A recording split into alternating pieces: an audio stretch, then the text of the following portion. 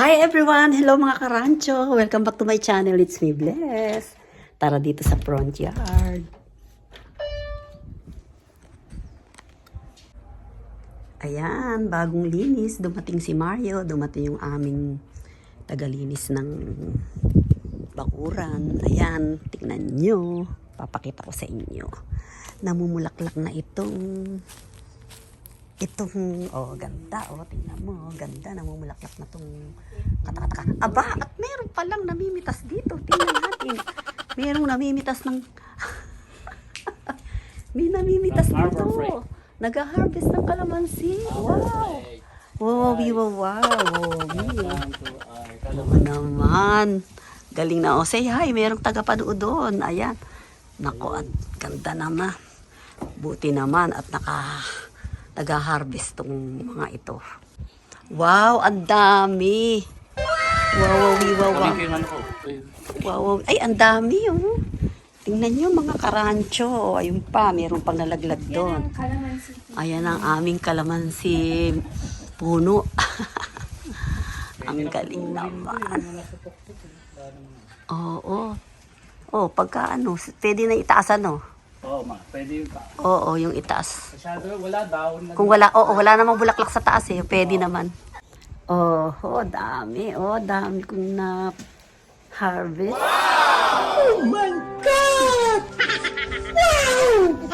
Nagtanim ako ng bok choy at saka ng sinya at saka cosmos, yung flowering plant na sinya at cosmos. Pero syempre hindi nyo pa makikita ang date ng pagtatanim ko. Okay mga karancho, dito ko tinanim yung cosmos at saka yung sinya. Wala pa syempre, kakabudbud ko lang. Nilagyan ko nito para hindi kalkalin ng squirrel. Dito naman yung tanim ko na bok choy. Ayan. Ang date ay, para matandaan natin, March 21, 2026.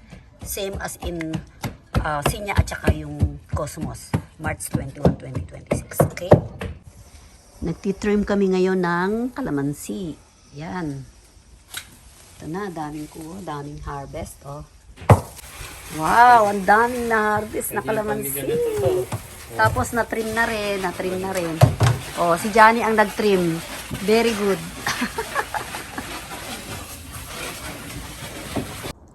Hello, good morning, good afternoon, good evening sa lahat ng lugar dito sa buong mundo. Today is March 22, 2026. Andito na naman tayo sa backyard. Matapos tayong mag-trim ng kalamansi at mag-harvest ng kalamansi kahapon. Ngayon naman, dalawin natin yung garlic ko na tinanim. Tara, let's go! Ayan, 12 inches na ang haba ng stem niya. Ang laki na. So, soon ay makaka-harvest na tayo ng garlic. Okidoki. Raised bed update naman tayo mga karancho. Look, ayan, nailagay na yung mga binili ko sa Costco na lupa. So, sabi nung hardinero ay 3 sako pa raw ang kailangan para kumpleto na. 2 o 3 sako pa. Alam nyo ba mga karancho, ang plano ko dyan ay magtanim ako ng pechay at patubo na ako ng buto ng pechay at itatanim natin dyan pagka medyo nag-sprout na siya. Wala pa, hindi pa nag-sprout yung buto. Ayan, dyan ko itinanim yung buto ng pechay. Pang 1 araw pa lang yan. Okay, update ko uli kayo bukas. Hello mga karancho. Today is March 26, 2026 and the time is 3 o'clock in the afternoon. So gusto ko lang kayong i-update sa garlic, sa tulips, at saka doon sa sinow ko na bok choy. Meron nang nag-sprout na maliliit na small na dahon or stem. Tara, tingnan natin yung bok choy. So, ayan na yung bok choy. Ayan na siya. Kinalkal siya ng squirrel, kaya nagkaganyan. Nalaglag siguro dito yung iba. Eto, ayun isa na lang natira dahil kinalkal ng squirrel. Anyway, pag malaki na sila, mga 4 inches or 3 inches. Ililipat ko na siya sa raised bed. Dito naman tayo sa ating garlic. O, tingnan mo, laki na ng garlic. O, 12 inches ng mahigit. Baka 16 inches na siya. Yan, yung isa.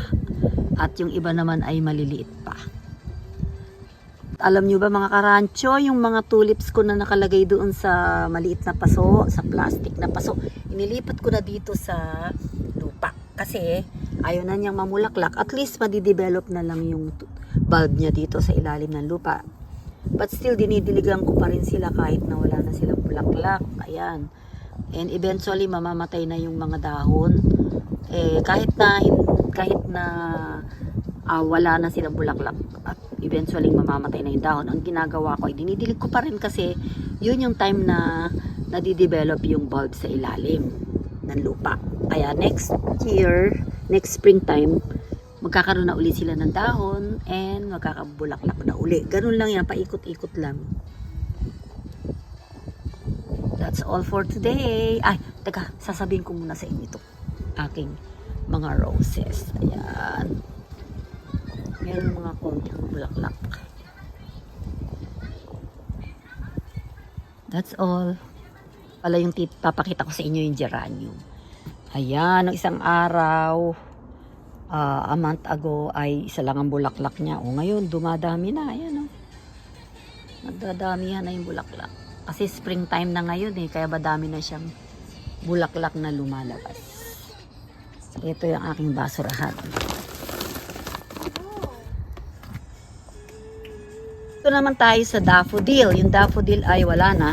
Nalalaos na yung kanyang mga bulaklak. Ito na lang natitira yun.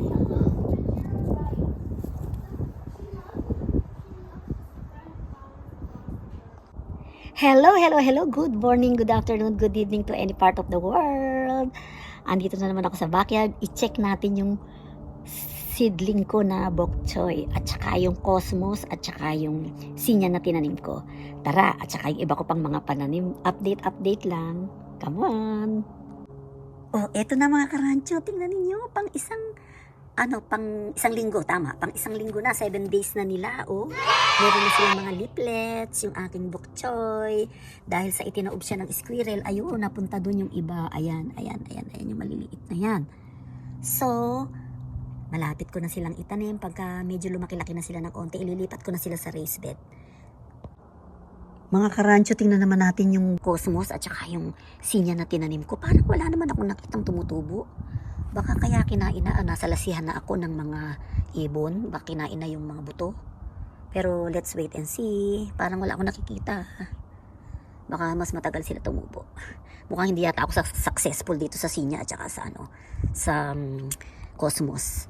So, tingnan natin. Let's still observe next time. Mga karancho, tingnan niyo itong net na to. Dati ito ginamit ko dun sa tulips na mga tanim ko. Pero ngayon, hinugasan ko, nilaban ko. Dahil itatakip ko naman siya sa bok choy kapag medyo lumalaki-laki na yung bok choy. Dahil sa baka alam niyo na, may kalaban ako dito, yung mga squirrel. Hi, squirrel! Maawa naman kayo. Huwag niyong kagatin itong aking mga tanim. Itong ang garlic, kinalkal nila grabe. Itong banda dito, kinalkal. Sana mabuhay uli. Pero ito, mukhang malusog ito. Okay lang sa akin kung merong mamatay sila dyan, kung hindi naman talaga healthy yung iba. Pero ito mukhang healthy to. Sana makaharvest naman ako, guys. Mga karancho. Okay, that's all for now. Nasabi ko na ba sa inyo na inilipat ko na itong aking mga tulips. Ayan. Mga tulips. Tama ba yung aking pronunciation? Ayan. Inilipat ko na dyan. Yung mga dahon na yan ang magsisilbing magdi-develop sa mga bulb. Yan. Para next time, yung bulb na madi-develop sa ilalim ay tutubo ulit next year. See you next time. Bye. Ito yung lantana na inaalagaan ko kasi nagkaroon ng aphids. Sana maging successful ako sa pag-aalaga sa kanya. At ito ang aking mga roses. Meron pa akong roses sa harapan ng mga red. So, ayan ang aking pananim. Yung mga daffodils ko naman karancho ay medyo pawala na siya. Basta ganyan. Mamumulaklak lang siya and then unti-unti nang malalanta yung kanya mga dahon. At next year na uli siya tutubo. Ganyan talaga yung mga bulb. Yung mga bulbs na mga tanim. Susulpot lang pag springtime and then pagka namulaklak na, mamamatay na sila. Yung mga dahon ay malalanta. Napabayaan lang malanta dyan dahil dinidevelop pa nila yung bulb sa ilalim na lupa. Para next year, tutubo uli sila at magbibigay na naman ng bulaklak. Okay. Bye for now. Several months later. Hello mga karancho. Good afternoon. Good morning, good afternoon, good evening to any part of the world. Hello. Mga BGs, shout out sa inyo. Do you still remember this cup? Nakatago pa to. Ang tagal na ito. Ilang dekada na tong cup na to. Okay, anyway, today is June 5, 2026. So, update ko lang kayo doon sa mga tanim ko, doon sa bok choy, doon sa garlic, kung ano bang nangyari. Tara, papakita ko sa inyo. Ito, mga karancho, ang na-harvest ko doon sa garlic. Ayan lang yung nakuha ko. Ito. So, ayan. So, ayan yung update ko doon sa garlic, no? Para naman doon sa bok choy. Istorya ko sa inyo kung ano nangyari. Ayan, mga karancho, ayan ang nangyari. Kinain lahat ng mga kaibigan natin na squirrel. Yung mga kaibigan nating squirrel, tinakpang ko na't lahat. Eto, dumaan pa rin sila dito. Ayan. Dumaan sila dyan. At pinapak nila lahat yung dahon ng aking mga bok choy seedling. Ayan. So, dahil ayaw nila yung patatas, ayun, ito, hindi nila pinakialaman ng patatas. At tingnan nyo naman yung pine cone, oh. Ayan. Ang mga kaibigan nating squirrel ang nagdala dyan yan. Hinuhukay nila tapos ibabaon nila dyan. Ayan ang result ng aking bok choy. Pero, may papakita ko sa inyong isang o tatlong seedling ng bok choy ko. Ayan, mga karancho. Ayan lang ang nabuhay sa bok choy ko kasi dito ko siya inilagay sa plant box. Dito. Ayan. So, ayan lang yung hindi niya nakain.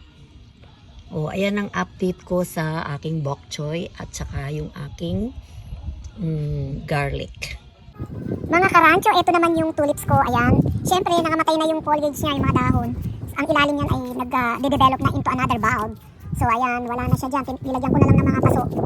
Ayan. Ayun yung hyacinth.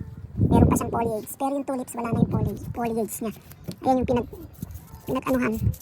Yung mga dahon-dahon. Yan. So, next springtime, meron na uli yan. Ayan yung lemongrass. Kinalbo ko na. So, meron na naman tumutubong bagong dahon. Mga karancho, tara, bisitahin naman natin yung aking puno ng kalamansi. Ayan, as usual, ang dami pa rin yung bunga. Yung mga dilaw, hindi ko na maabot, yung mga nasa itaas. At marami na naman silang bunga na maliliit.